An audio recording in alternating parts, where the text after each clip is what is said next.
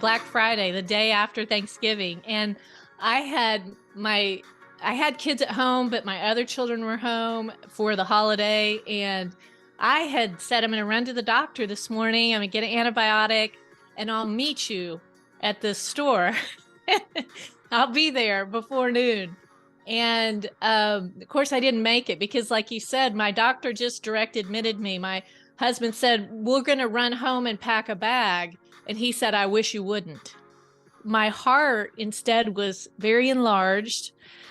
It was actually functioning at just 6% that day when I was in the office. And I had no idea. If I had listed all the health concerns or fears or, things I thought might happen someday to me, anything heart related would have been way at the bottom because I had no risk factors. I had low blood pressure, low cholesterol. All my numbers were really good. That heart failure is a chronic progressive disease. And so chronic means it never goes away, and progressive means you just gradually get worse.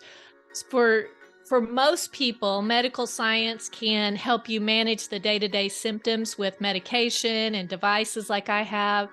For some people, they can slow down the progression, the downward spiral, but ultimately it only goes in one direction. And we had so many people checking on us, so many people coming.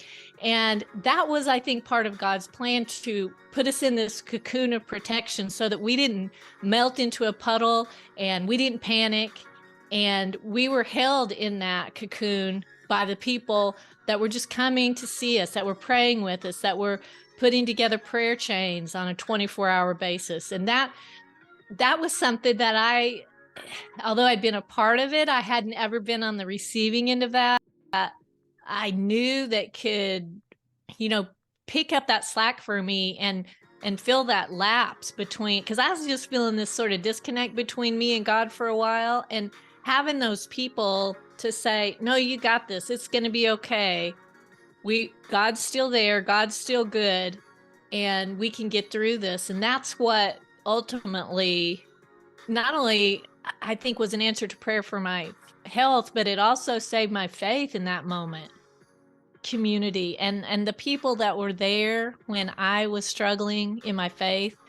Obviously, I have a lot of medical people that did some wonderful things, that were gifted by God to do that, but also those people that really didn't have to do that. And they didn't have to visit the hospital room. They didn't have to get up at 1 a.m. and pray because they signed up on the prayer chain, but they did. And I figured out that it's okay for me in the short term to have these questions. It's okay for you to feel like, I'm in a point right now where I feel a little bit distant from God, and I need to not ignore that. I need to chase it down and get to the bottom of it.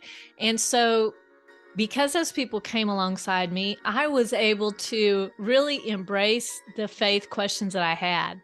I was really able to give God space to work in my life. And that was a gift that I don't even think the people that were supporting me realized they gave me. When I questioned, I chose God every day, again and again and again. I didn't put him on a shelf and say, okay, God, I'll get back to you when my life comes together. I said, okay, I have this question and it's really bothering me. And I lamented. And because of that, God was on the forefront of my mind. Faith over fear, or whatever little quote you want to say over your question, it doesn't really help it. It doesn't. What we need to do is get in there and ask the question. God's not afraid of it. So ask him that question and get the sunlight to your questions and let it heal and your stories, because somewhere out there, part of someone's story is going to resonate with you. It'll never be completely your story, but you can find bits and pieces that are overlapping with yours. And that's where you really start to get nuggets of wisdom from other people who've been there. You will be aware every day for the rest of your life that you have heart failure. You will have good days and bad days. And I wrote, she's right. Bad days are spent primarily on the sofa with a blanket and my dog Pearl. Although I wish those days didn't come, I'm no longer surprised that they do. Though nothing has changed about my treatment or condition since my last downturn, I somehow feel so much better since she warned me about bad days.